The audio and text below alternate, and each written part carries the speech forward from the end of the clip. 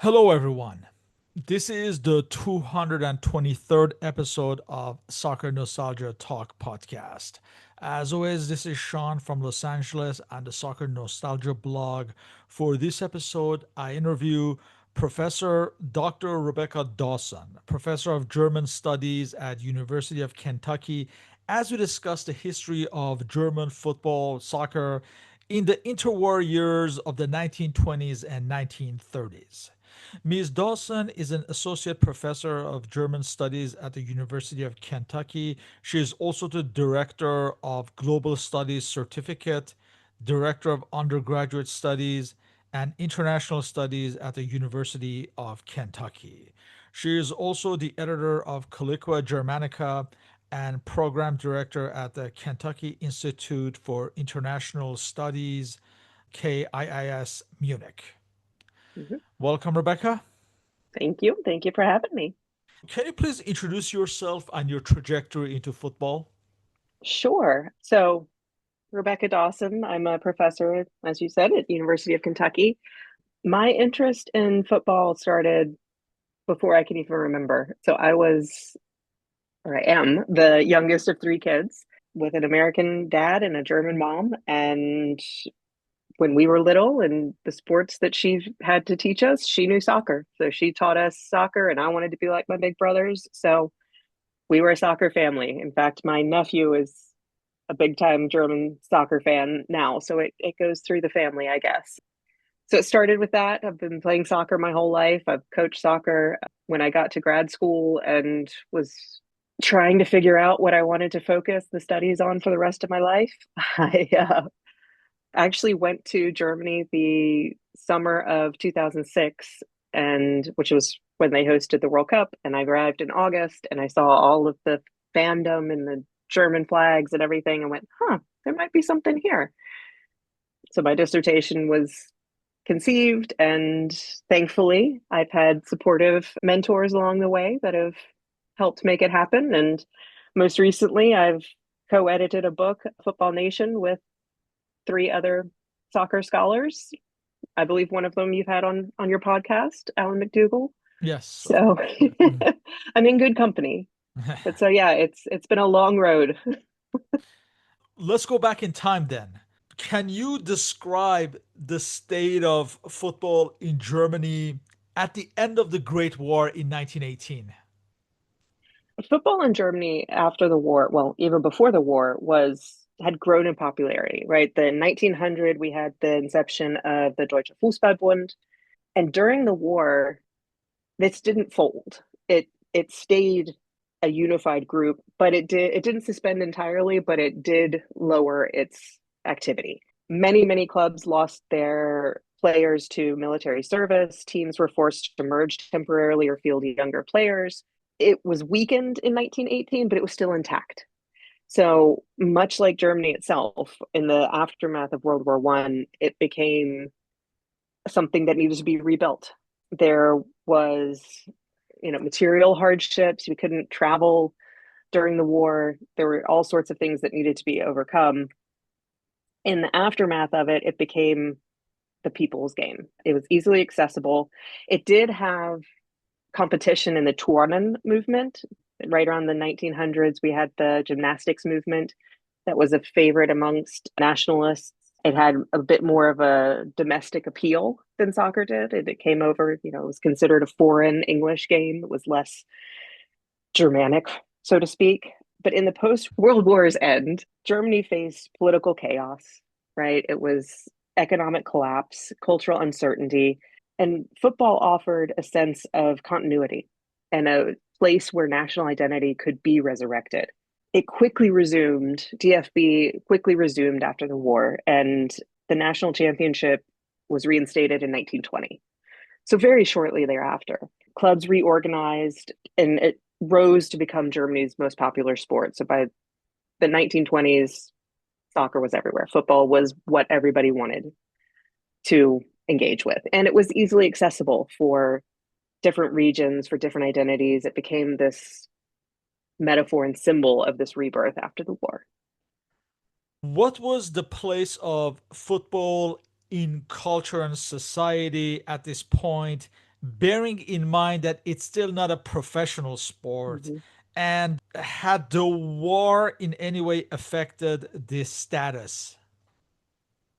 Absolutely. So football was utilized during the war as well. So soldiers played football on the front, right?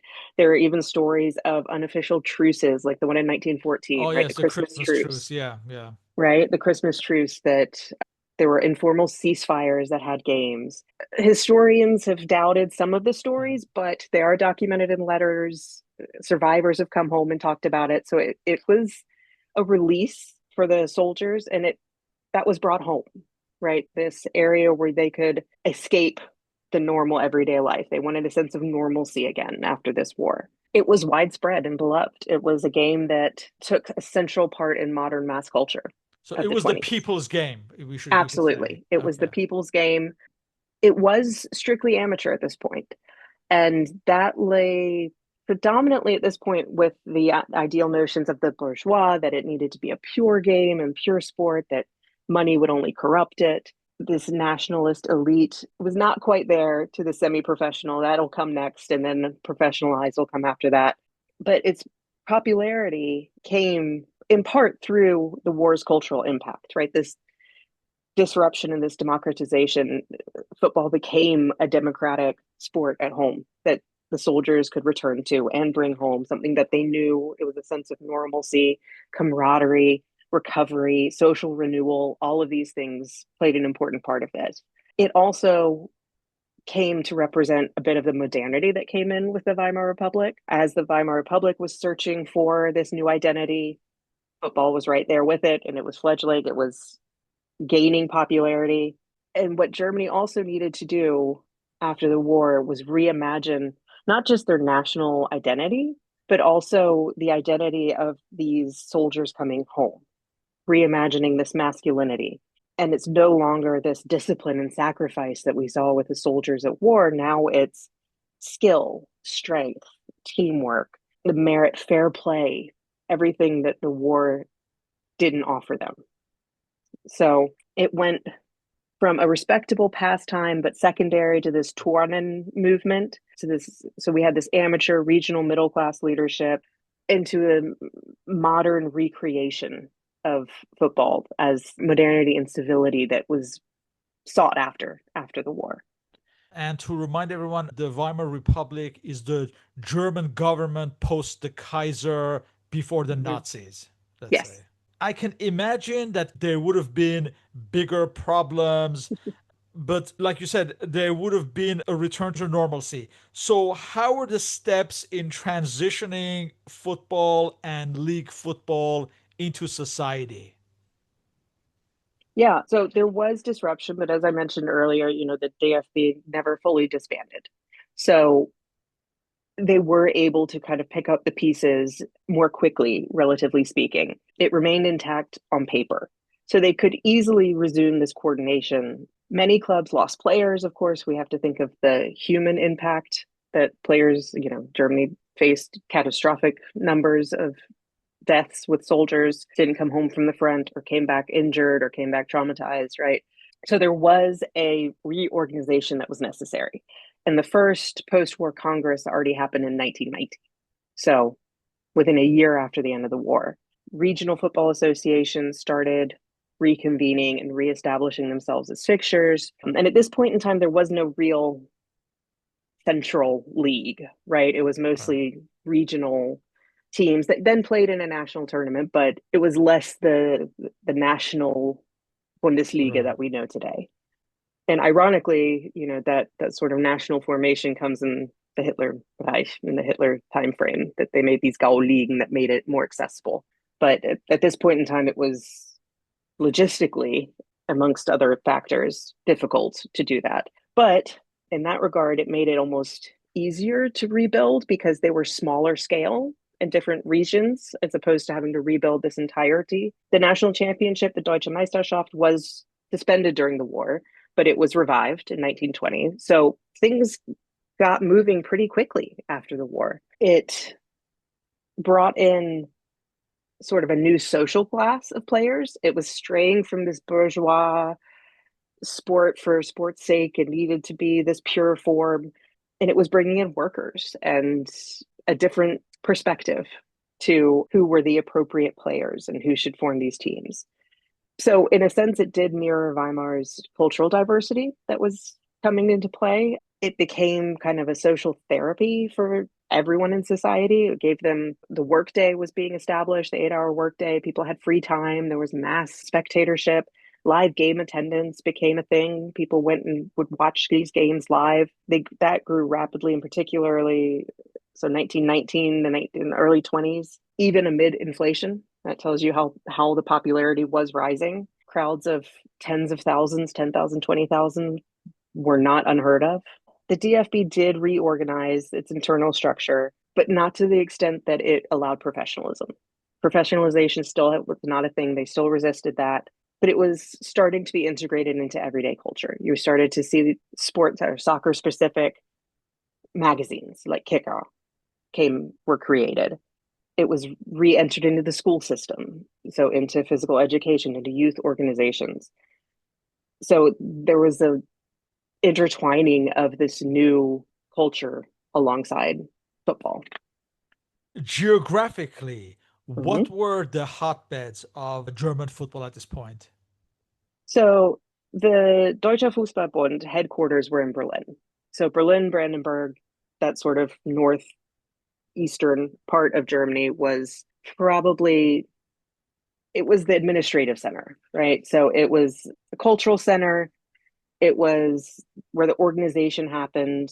Hamburg and northern Germany was also a big hub, which makes sense because it was one of the biggest, still is, biggest port city in Germany, which is unsurprising then that it was a little bit more English based. It had a little bit more English influence that came down. It was seen as a bit more cosmopolitan because it had this British influence onto it.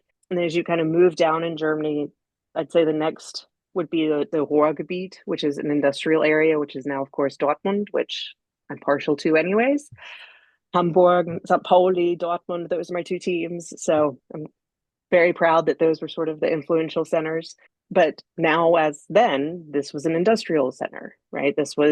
We had lots of worker based clubs. There were lots of industry, lots of mines, lots of working class culture that intermixed with the soccer. There were other hotbeds in southern Germany. Munich was not quite the name that we know it as now, but they were technically advanced. They were stronger clubs. Leipzig, of course, always has been an influential city. It's where the DFB was formed. And then you had smaller hotbeds sort of out in Silesia and in the East Prussian areas like Königsberg, which had very strong regional loyalty, but they didn't play as much of a role in the larger scale of, as you would say, the hotbeds of football's rise.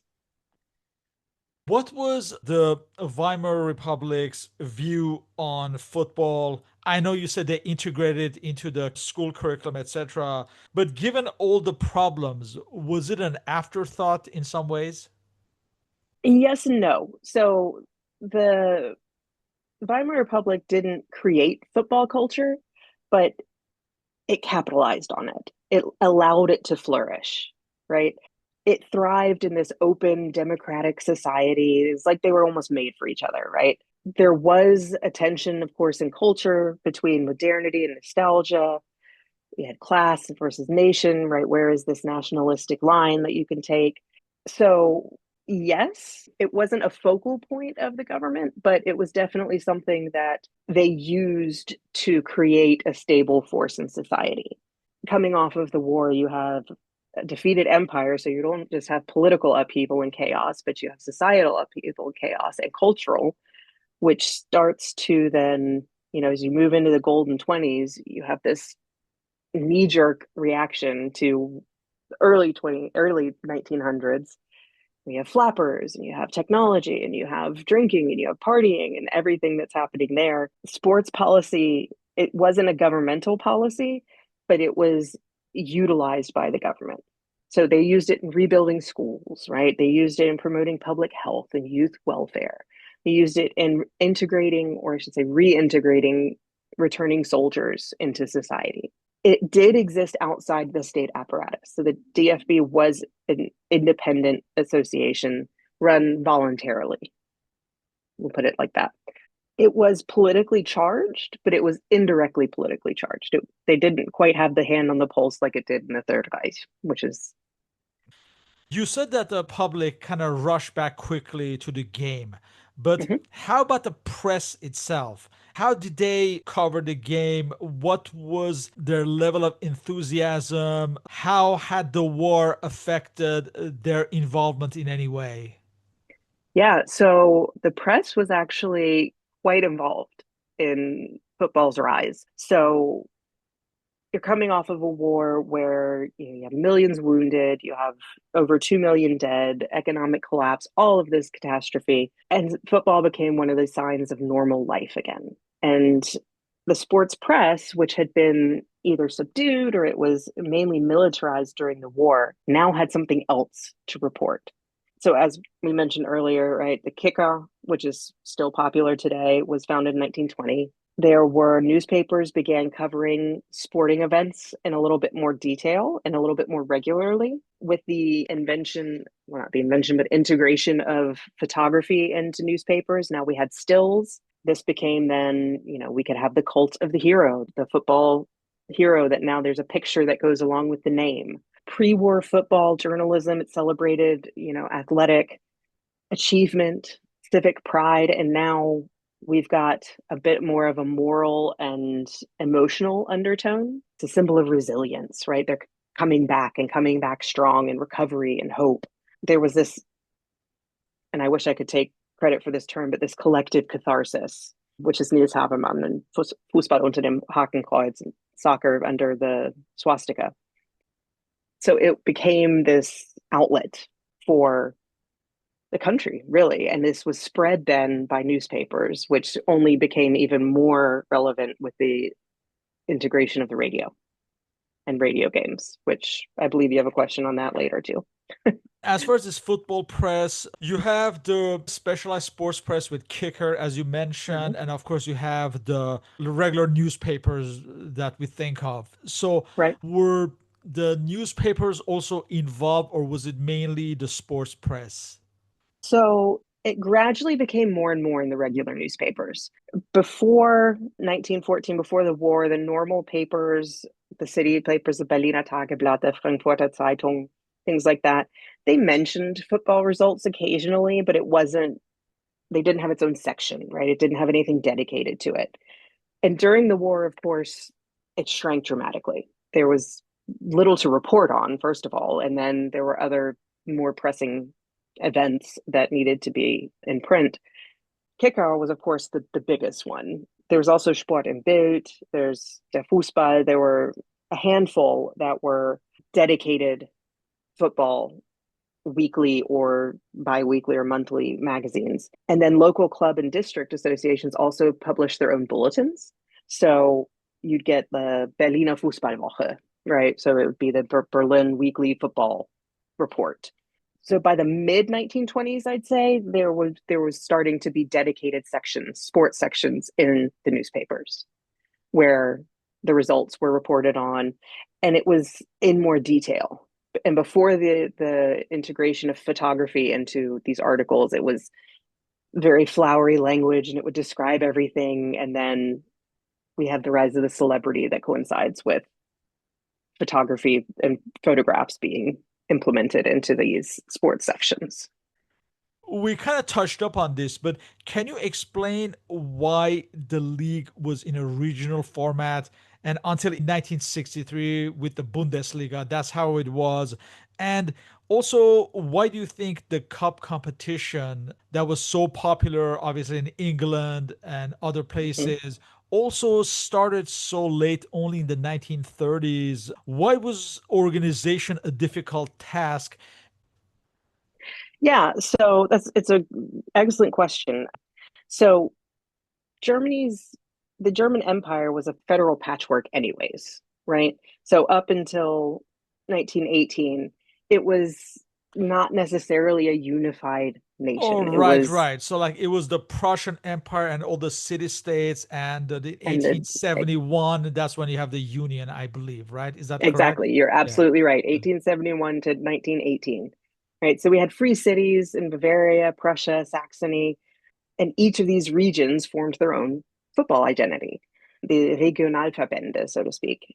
And that was before 1900. And then the Deutsche Fußballbund, of course, gave them some sort of unity. But I think one of the biggest reasons was, especially in the aftermath of the First World War, the practicality of travel was non existent, right? So early 20th century travel was slow, it was expensive. Teams couldn't afford, they were workers, right? There was no professional athletes at this point. So when people were playing, they were taking off work to play. So they couldn't afford to crisscross across Germany multiple times regularly.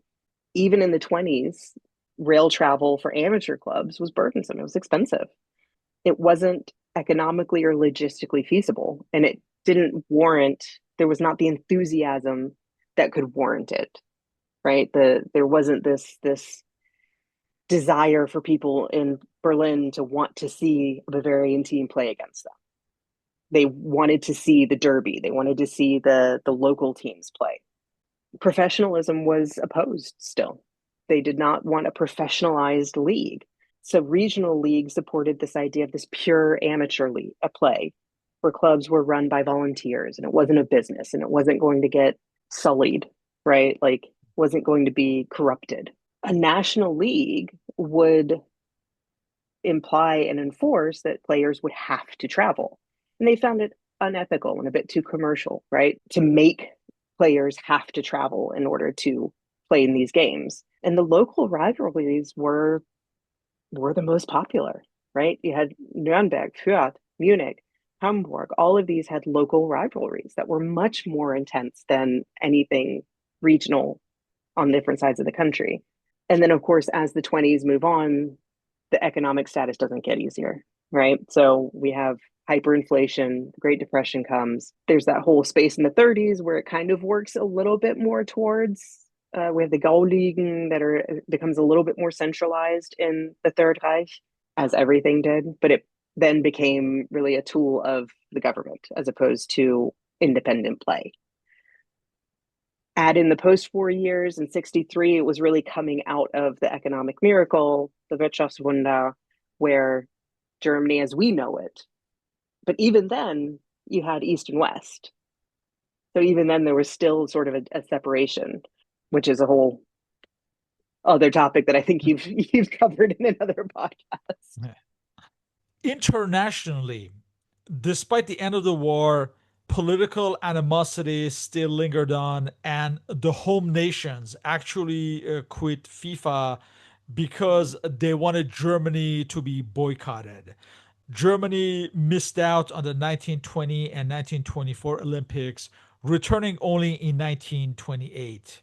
How did the nation slowly reintegrate internationally in the post World War One era? Germany was politically isolated in more ways than one, right? And it was very visible in the athletic world.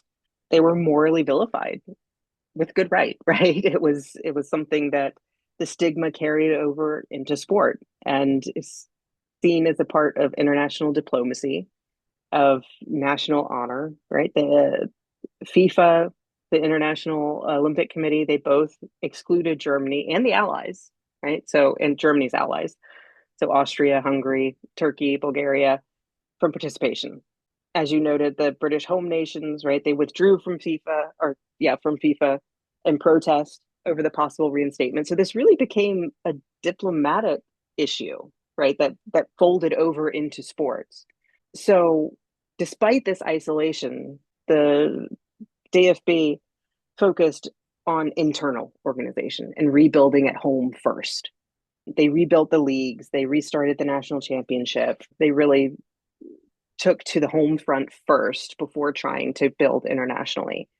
They quietly started lobbying for reacceptance, most notably with Switzerland and the Netherlands, right, for neutral countries. And surprisingly, it was FIFA president Jules Rimet who supported this reconciliation. He was really sort of the behind the scenes wizard that was able to move pieces around and get some support. Scandinavian countries, Swiss, they were starting to argue for Germany's reentry.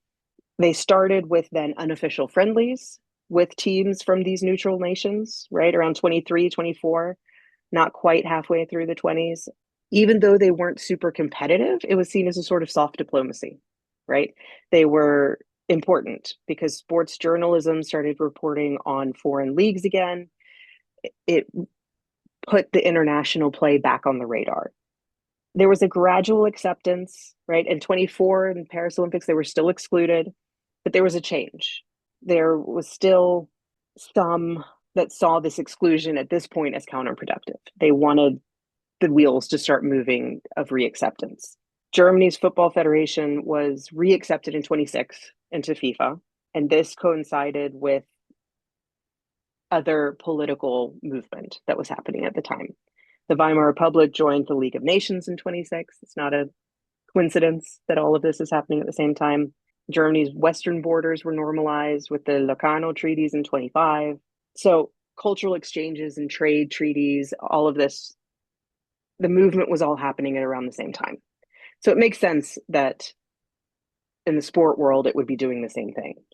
So it was a step by step and it was a gradual, it was a slow reintegration. And then they had full re-entry in 28 in the Amsterdam Olympics. They marched again under a national flag. It was a turning point, right? The German football team competed for the first time internationally since 1914. So it was symbolically a very big deal. And the press and public response to it was huge. It was seen as this movement of moral recovery, this reinstatement of national identity on the sports pitch. They were back among these civilized nations. There was this Yeah. And they symbolic. played against the great Uruguay as well in the Olympics. Yeah, Mm-hmm. that's. I imagine at some point, at least, newspapers would have been the only outlet for information about the game. However, in addition to newspapers, radio would have come into the play and be an extra avenue for football information.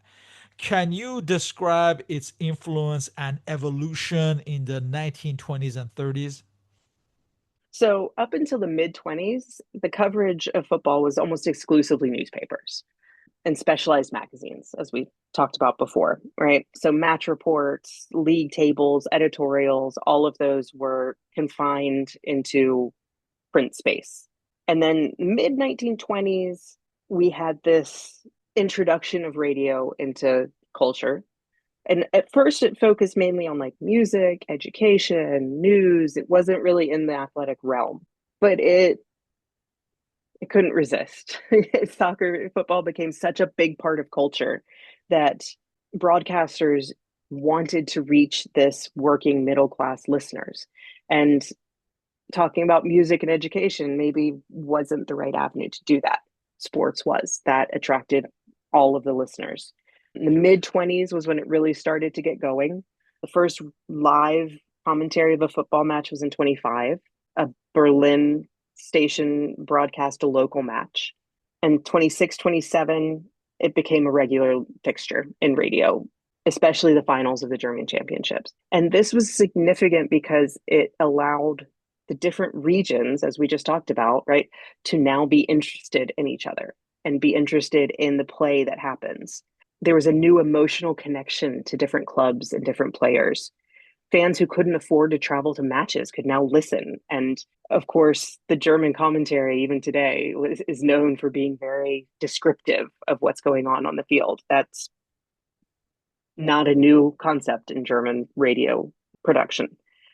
So now football's audience is not just in the stadium, right? It's not even just people reading in the newspapers. It's a shared auditory spectacle that's So it's what now, made football a national phenomenon. it was the beginning of it. Yeah. And it was also the true beginning of celebrity stardom in football because now you could listen and hear them, and which carries on even today. But Speaking of celebrities, who were the standout stars of German football at this point, going into the decade of 20s, into the 1930s? And mhm. were they actually regarded as celebrities of the day? Yeah, they were. So there was an increasing popularity, of course, even though professionalization wasn't a thing yet. This is kind of where we get into the semi professional So one of the most, I should say, the team with perhaps the most sort of popular players was Schalke, which still today, right? Yeah, they won Uh, so many titles in this era, especially I guess 30s. Yeah, 1930s they mhm, won so many titles. Yeah. exactly. So there were actually brothers-in-law that were sort of considered the two top players, and they led Schalke to six national championships between 34 and 42. So Fritz Zehnepan and Ernst Kusora, they were key from the 20s into the 30s. So they had a very long career. You've got players that are regarded as some of the best defenders within Europe, known for passing it. So Paul Janis, Rudi Gellisch, Otto Siffling, and they played kind of all over. One's the Schalke, one is was in Waldorf Mannheim, so kind of centralized central Germany. And then in the late 20s, early 30s, you get big names like Sepp Herberger, that we know later, right? He started off as a player and kind of transformed into coach. But so we had early national team figures in the 10s and 20s that became regional heroes. And it was really in the late 20s and early 30s that we had the rise of Schalke as within the almost within the European football community that was seen as this technical modernity of a team. And then in the mid 30s, you have football players becoming internationally known. And they were known, especially amongst the working class. They were revered and idolized and seen as sort of a new masculinity that culture needed moving forward away from World War One. As you go from the 1920s into the 1930s, how had football changed in culture and society compared to the pre-war eras? Yeah, so much like Germany, right? It went from a fragmented sort of middle class pastime to a mass national institution. It was tightly bound with German identity, with modernization. So before the First World War, it was largely a middle class, right, urban sport, and it was imported from Britain. So it was not seen as particularly German. It was opposed by those that really liked this Touren movement that was for them to its core and to its roots a German expression. And then after the First World War, right, you have this explosive growth in popularity and mainly among this urban working class dynamic. It spread rapidly, especially amongst industrial workers. Schalke 04, Dresden SC, it gave those industrial cities something of pride that they had these really talented sport clubs. And as the Weimar Republic was able to grow, so did football, right? Stadiums were built, infrastructure was built, this semi professionalism, right? There was really the amateur, but it was technically banned, but players often received boot money. They received little extras, right? This Shamateurism, as they call it. exactly. It did lag behind England and Austria and Hungary in terms of professionalization, but it served a different purpose, I think, in the Weimar Republic, this escapism and this unity that it was able to build amongst the masses. And then, you move into the 30s. 33, of course, is the significant year when Hitler comes to power, and it becomes even more centralized because it comes under the thumb of the Gleichschaltung and I always forget what that is in English, when they took all culture into the folds of the government. Coordination, synchronization, that's what it's called. They coordinated all of the culture. As you said, everything changes in 1933 when the Nazis come to power. How did that affect football, and what was the regime's initial view on the game? The initial view was that it was not German. The initial view was this is foreign, this is British, this is not a German sport. It's not purely German. They went back to this Turnen movement, right? Frisch, fromm, fröhlich, frei. This was Turnvater. This was deep into they did this gymnastics out in nature, and it was this connection. It really epitomized. It was the epitome of the German ideals of we belong on the soil, we belong in this land, it's ours. But they couldn't look away from it. It gained such popularity that Even though they looked at it as a mass spectacle and it lacked any sort of ideological value, it was too popular to ignore. Its potential as a propagandistic tool promoted nationalism, it promoted discipline, it promoted unity, it promoted teamwork, right? It promoted working towards a common good. So this suspicious foreign pastime was easily and quickly transferred into this Volksgemeinschaft, this new national community as seen through sports. And they were quick to incorporate it into the national structure. So, like I said, it was part of this Gleichschaltung, this coordination, where they synchronized everything that was a cultural product. And they created they abolished the old regional leagues. They were no longer, they were considered part of the Weimar and they weren't part of this new government. And they created 16 new Gauligen. A Gau was like the district, the different districts in Nazi Germany. And within each of those leagues, there were about 10 to 16 teams, depending on how big they were. So that's a good amount of Yeah. teams. And I imagine the administrators would have all been regime puppets and not independent. Kind Absolutely. There was some resistance. Of course, one of the first things that they did was they had Nazi either sympathizers or people that were in the regime that took over the heads of these yeah. clubs. Any Jewish clubs were immediately dissolved. Any Jewish players were immediately removed. As I said, there was some resistance. In fact, Bayern München was one of the big teams that resisted. One of the founders was Jewish, Kurt Landauer, and he was removed. And in 34, the players got into a little kerfuffle with some of the brown shirts, with some of the Nazi soldiers. And then in 43, when he was officially removed and taken, they lined up to wave goodbye to him. So that's actual like giving respect. Austria Vienna was another one that resisted a little bit, but in the end, it was all consumed by the party.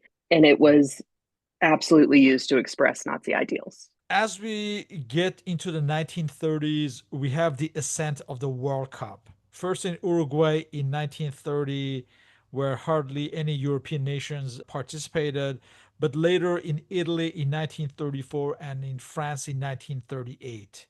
The Europeans mostly snubbed the 1930 edition. Would there have been any debates in Germany whether they should travel or not? Very little. Yeah. Very little. It was debated whether the trip would be worthwhile, but the travel costs and the logistics were just Right. enormous. That was the takeaway from most of the other European nations. Yeah. But Germany did well in 1934, finishing Mhm. third. Did the World Cups have a bearing on the interest of the game back home? And you somewhat touched upon it, but did the Nazis try to use football as a propaganda tool, just like Mussolini had done in Italy? Yeah. It was so, of course, the success in Italy and the fact that it was close to Germany, right? Like it was accessible to the German people was insanely popular at home. So the 34 World Cup was used by Germany, but not necessarily. It was Italy's showpiece, right? Yeah. It was Mussolini's pride, and he wanted to bring it. That kind of became the 36 Olympics for Germany. It allowed Nazi Germany to show the value of international football through propaganda, and it kind of inspired them with the 36 Olympics. So they didn't really co opt the 34 World Cup, but they did profit from the success that Germany experienced there. And we had that was the first real success of Otto Nerz, right? Who was the coach, who was a former physical education teacher, who was big in the Nazi party. And it utilized the star players, which are really not known today, but Rudi Nowak, Fritz Zepan, which was the Schalke player. And some of this then was used at home as sort of sporting heroes, right? Look at Yeah. our strong, talented players that go abroad and bring home victory for us. It was utilized as a notion of showing prowess and greatness, which was even more on display in 36. Yeah, and you already mentioned the administrators under the Nazi regime, but as far as domestic football in Nazi Germany, did the individual teams have any leeway in running their operations, or were they completely under the thumb of the Nazis and had to adhere to the policies and directives? So they had limited autonomy. They were subsumed by the centralization and ideological control. They dissolved the DFB, right? The Deutscher Fußballbund was dissolved in 33 and reconstructed under Hans von Schamann-Osten, who was the head of the Reichssports office. So he was in charge of the 36 Olympics. He was in charge of all of the sport related.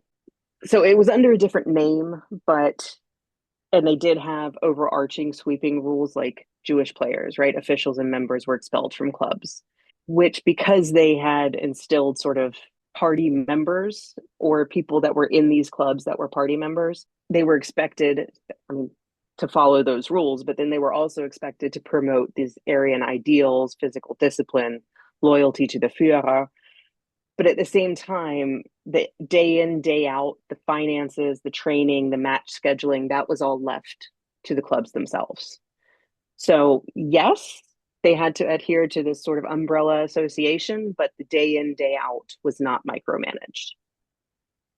As the Nazis are in power, obviously political events take hold and there's a threat of a future war. And there's the infamous international match between England and Nazi Germany at White Hart Lane in Mm-hmm, 1935 that was controversial and led to many debates in those days. A few years later, where another war appeared more of a certainty, there is the infamous Nazi salute by the England national team in 1938 in mm-hmm, Berlin. mm-hmm. How were events like these covered in Germany? They were celebrated. Look at how we are being Like accepted by that's a foreign feather in our powers. cap, basically. Yeah. It didn't matter that they lost both of them, and pretty severely. England won 3-0 in the first match, right? Of course, the press was strictly controlled as well, right? So they Yeah. only put forth what they wanted to see. So they didn't necessarily report on the poor skills that were shown. They focused on the warm reception that was given to them by England and the spirit of sporting friendship between the two nations. This was proof that Germany had regained a rightful spot amongst Yeah. international powers. And the one in 38 when with the Nazi salute, right? This was just weeks after the Anschluss, after the Oh, annexation of that's right. Austria. That's right. So England's foreign office apparently instructed the team to perform the Nazi salute as Right. The ambassador apparently kind of twisted their arm, forced them to do it. Yeah. right to avoid this diplomatic Right. offense, right? Which was, of course, criticized later in Britain and almost directly thereafter. But this was spun as Britain's reverence and respect for Nazi Germany. So there was always that twist that this political theater. It was political theater as much as it was sports. Getting back to the 1936 Olympics, like you said, it should have been Germany's crowning glory. But in soccer, Germany does not perform as expected. And I think they lose to Norway, if I'm not Yep. mistaken. Mm-hmm. And manager Otto Ners was fired. And he'd been in Mm-hmm. charge, I think, since 1923, if I'm not Yep. mistaken. So, how did this relatively poor performance affect the game in any way? Besides Ners Um, being fired. yeah, Nertz was fired and we got Sepp Herberger. Herberger was a little bit more distanced from the politics of it, which is evidenced by the fact that he's still coach after the war ends and he's coached for the iconic 54 World Cup. The press tried to, of course, downplay the loss, but it was supposedly Hitler and Goebbels were in attendance and stormed off. They were so disappointed in the game. And the fact that they even lost to a different Nordic opponent as opposed to, this was supposed to be within the same Aryan racial family, it made these implications a little bit more awkward that, we should have been on their level because we're in the same family with the same bloodline. So, of course, the immediate effect was the dismissal of the coach of Otto Natz. He was removed. His assistant, Herberger, took the place. They spun it that Natz had failed to adapt to modern tactics and had placed too much emphasis on discipline and athleticism as opposed to skill and flexibility and creativity in the game. Herberger began to rebuild the national team with more of a pragmatic approach, tactical tools, and of course, with the annexation of Austria, that became even more complicated with the 6+5. But it did shift from a more ideological, propagandistic perspective to an emphasis on more of a Kampfgeist, a fighting spirit, right? And of the game of intelligence, which moves away from a bit more of a militaristic training that Nats implemented. Yeah, so there was reduced political attention to football for a little bit. It continued as a popular pastime, but it was less in the ideological spotlight. Let's remind everyone in 1938, there's an Anschluss with Mm-hmm. Austria. And as a result, Austria was absorbed into the German team for the 1938 World Cup. And you referenced this, the famous 6+5 policy, which meant that there had to be either six Germans and five Austrians in the team, or Mm-hmm. vice versa. The national team manager, Sepp Herberger, had to adhere to this as a political directive. He had no choice. Right. And can you discuss this and the ultimate German poor performance in the 1938 World Cup, where they were eliminated in the first round by Mm-hmm. Switzerland? Because I think, among other things, this idea of forcibly merging the two groups didn't really work out. Oh, it backfired. It Yeah. totally backfired. Well, and Austria was a well-known team at this point, right? It was a team that was known for sort of the beauty of their game, the fluid passing, Right. The the post technical Wunder skill. team, the Wunder team era. Yeah. Exactly, right? The Wunda team of the early 30s, right? This was on paper a great combination, right? We've got our sort of disciplined militaristic, we're going to merge it with this technical skill and fluid passing. Not only were the players resentful, right, that they had to play with each other, that doesn't make for a good harmonious team. Herberger also opposed this, right? He didn't want it. So the coach doesn't want this to happen. It's going to trickle down. It was designed to symbolize this harmonious merging of the two nations, right? That they're all one nation, they're all going to play together. But the players barely knew each other. They had never played together. Anyone that plays soccer knows you have to be able to play with your team to be able to read what's going to happen and to be able to know how people are playing. There wasn't game tape to watch. There was maybe radio reports that you could listen to, but not the same as actually being on the field and being on the pitch and playing with somebody. So they only had days to train together. This wasn't a long term combination that had happened.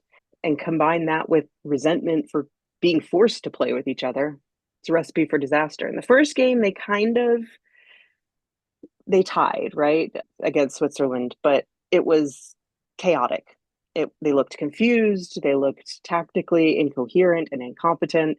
So the second time they played, Switzerland was able to capitalize on that. And it was no surprise then that they were out early and another Yeah. disappointment. And of course, much of the crowd were rooting for Switzerland. Yes, Yes. yes. And it didn't help that there were also Austrian players that were stars that either refused to play under Hitler because they opposed the ideology, or faked injuries so that they wouldn't have to play. They didn't want to be subjected to the 6+5. They would have rather not played. That's how strong the dissent was amongst the ranks. This change in the political climate and eventually another great war would affect the lives of famous referee Pekko Bowens and, of course, the former national team manager Otto Nerz. What was their influence in these years and their aftermath? Each one of these examples reflects sort of the ideological alignment, what it meant to be a part of the party, and how that mixed with professional ambition and survival, and how politicized the athletic environment was during this time frame. Otto Natz, I believe he started his training career in 26, but he was a pioneer of this sort of organized scientific football training, which makes sense considering his background as a physical education teacher, right? He was focused on the physicality of it all. He introduced physical preparation. He joined the Nazi Party early. He joined in 32, so even before Hitler came to power. And he was one of the most politically connected sports figures. In fact, after he was dismissed, he stayed within the sporting realm. So was Um, he like a true believer, you think, or did he join yeah. out of In 32, convenience? he probably would have joined out of belief. Really, after 33 was, I mean, there was still pressure in 32, but, it had not become the Reich that it would be. So my suspicion is that he would have been a true believer as So that opposed, explained what happens to him then. yeah, he did stay, he stayed as a sports administrator after he was dismissed. So it wasn't like he was dismissed and he just left the sporting world entirely. They kept him in the ranks. So he was no longer the football coach, but he became a fairly high ranking administrator in the Reichssportführung, in the Reich Sports Office. He developed athletic programs for the Hitler Youth. He was very involved with training youth within the regime, with military preparation through sports. He didn't really play a central role in football. Of course, he was dismissed during the war years, but he remained a loyal bureaucrat to the system. He was interned by the Allies after the war. He was never tried as a major war criminal, but he was barred from holding any sort of office, public office. And he died shortly after the war. He died in 49 and relatively unknown at that point. He Right. sort of, In Soviet captivity, we should say. exactly. Yeah, he sort of faded into the background. Bowens, of course, he was a referee, right? So he was revered internationally. He wasn't just seen in a positive light by Germans like Otto Natz was, but he was seen as a sort of a trusted diplomat, and he was a pragmatic collaborator. He did adapt easily to Nazi power, and he became vice president of the DFB and liaison to the Reichssportführung. He represented Germany at FIFA and helped maintain these sporting contacts after the outbreak of the war, but he was less entrenched in the ideology. He actually managed to make a pretty impressive recovery after the war. He, like, there were a few that were able to present themselves as non-political sportsmen that sort of did what they had to do to keep Right. sports going. And he served as the DFB president until 62 and presided over the 54 Wunder von Bern, the Miracle of Bern. It was sort of happened later. He was able to sort of rewrite his history in the direct aftermath of the war, but the further we got away from Nazi Germany, the more came out, the more came to light. It seemed more as opportunistic, more Right. than party loyalty, so to speak. As the war started, I imagine since this was not an uncharted territory, was the reaction different than it was from 1914? Yes. Firstly, because I think they knew what to expect. There wasn't this optimism that this war was going to be over quickly like it was in the First World War. It didn't bring the same sudden rupture, right? Like this was not, the Great War was the first really of its kind. And so that was part of this jarring experience. And now this comes, it's still fresh within the memory of people. So the Gauligen continue, right? This national league. They did have to do temporary war leagues where they would combine certain teams. Of course, soldiers went off to the front, but the Nazi Party was sure to keep promoting football as an escape, one from the reality of the war, as public entertainment to distract from the war as well. But also, they used the players as heroes, as look at these picture perfect German soldier heroes that can play sport. There were a few films that were produced during this time frame, and one is Das große Spiel in 42, where they actually brought back players from the front to play the players on the team. And Sepp Herberger is featured with Max Schmeling in the crowd, and it's all about the underdogs coming back to win, and it's the German team versus the foreign, right? It's very stereotypical what you would expect. But they used the players as soldiers and propaganda figures all throughout the war. Interestingly, since Austria was now part of the German Empire, in fact, you have Rapid Vienna becoming Mm-hmm, German champions in 1942. So that's mm-hmm. a strange occurrence due to this whole situation. Oh, yeah. Yeah, there's all sorts of intermingling that happens.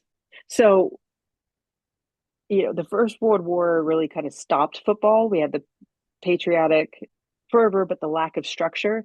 In the Second World War, we still had that structure because it was this national conglomeration, and the propaganda ensured that it went as far as long as possible, as long as they needed it to.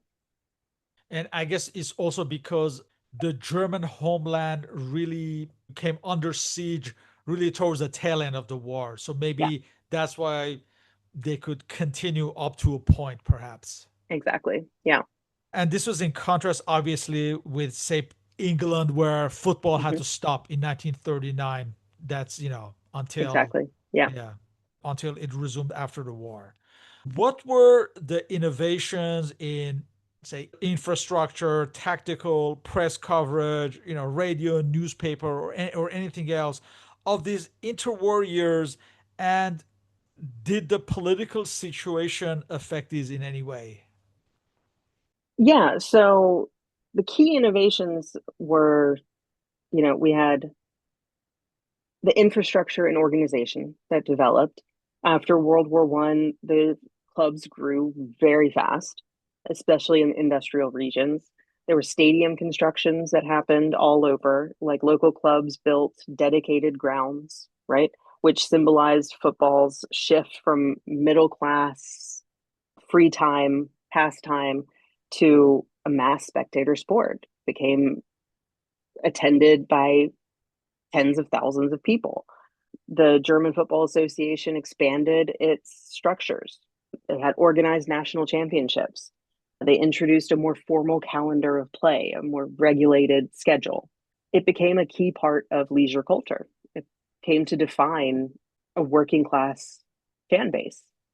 And then, of course, the Nazi reorganization, right, dissolved these regional associations and replaced them with these Gauligen that were icons of the German government.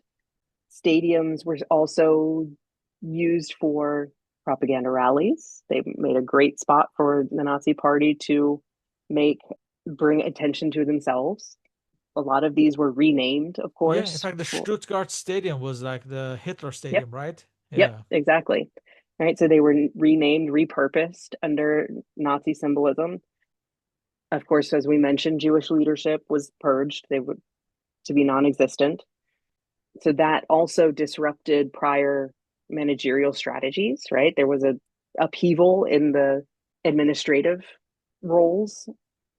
There was a change in tactical performance, right? We had Otto Nutz, as we talked about, and sort of the German method, which was training and fitness and tactical analysis. He implemented the WM formation, right? That the 3-2-2-3 or the 3-2-5 with the three defenders, two deep halfbacks, and the three forwards. This sort of technical terminology was implemented into the team. And under the Nazis, this was framed as more of a mental toughness as opposed to physical toughness, mainly because they weren't winning, right? They needed obedience, and physical sacrifice was the name of the game. Herberger maintained some technical freedom, and he experimented with some tactics and was in the post-war years quite successful with that. You can see what happens when he's out from under the thumb of a political regime. Press radio coverage exploded during this time frame. We have football journalism, right? There's radio broadcasting, as we talked about. This really strengthened this mass media, mass identification with sports. The regime under the Nazis, it co-opted the sports media. So all of these, the kicker was Nazified, right? It was the radio was used to deliver carefully framed coverage of these events. It was all approved. It was all made to look like Germany was the superior team, regardless of how they performed. The sports press became part of the propaganda apparatus. So the technical innovation, the cultural enthusiasm, it elevated sports performance and its role within culture. But at the same time, it lost its independence because it was co opted by political inspiration. Leaving aside the political situation, in terms of the football played and all the changes you mentioned, Are these interwar years regarded in positive light for German football? Yes, I would say it's positive in that it was the formative years of football in its rise in sporting cultural terms and its role in German culture. This was where it really got its footing and found its foundation. It went from an amateur hobby to a mass spectacle. There was growth by the early 1930s. There were over 10,000 clubs and millions of active players across all of different regions. Its reach extended from bourgeois city clubs in Hamburg and Munich to working class in the Ruhrgebiet in the Ruhr area. It became the leading spectator sport by the mid 1930s, and all of that started in the interwar years. In the beginning of those, as it was the spectator and stadium culture and all of the reorganization had started. Stadiums got bigger, right? They were building larger stadiums to accommodate the rise in popularity. It evolved into this shared popular culture, not just individualized. It's still amateur, but it's become semi-professional for all intents and purposes. There's the tactical evolution, right? There's the evolution in coaching. There's an international influence, a sort of cross-pollination, if you will, of ideas and of English methods, the Austrian Hungarian prowess that came in. Germany's kind of situated right in the middle of that. So it's got both coming in on either side.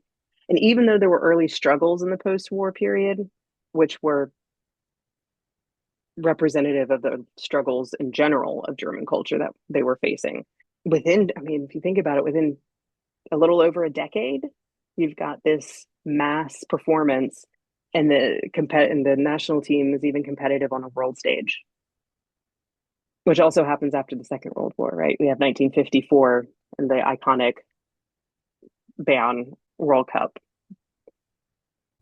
In closing, has there ever been debate whether the trajectory of German football would have been different without the war? Yeah, absolutely. And there are pretty strong opinions on either side of it.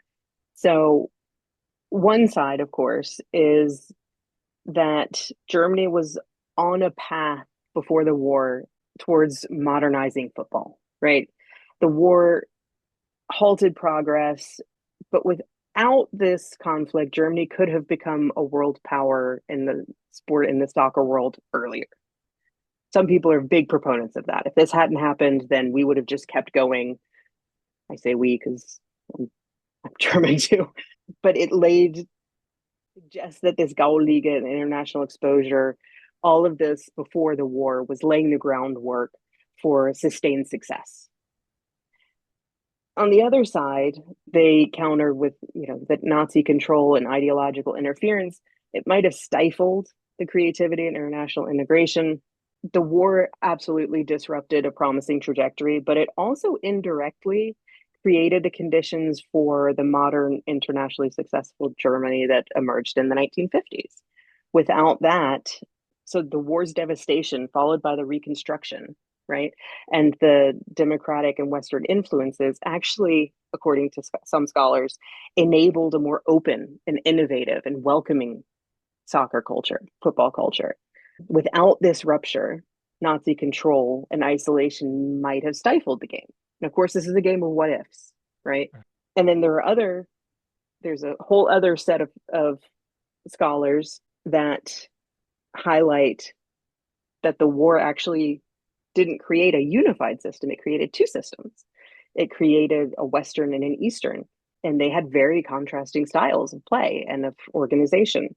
And they came to represent this sort of political symbolism. A united Germany very definitely would have evolved differently if had we not had East and West. If the war hadn't happened, we wouldn't have had that separation. And it could have perhaps blended the best of both worlds.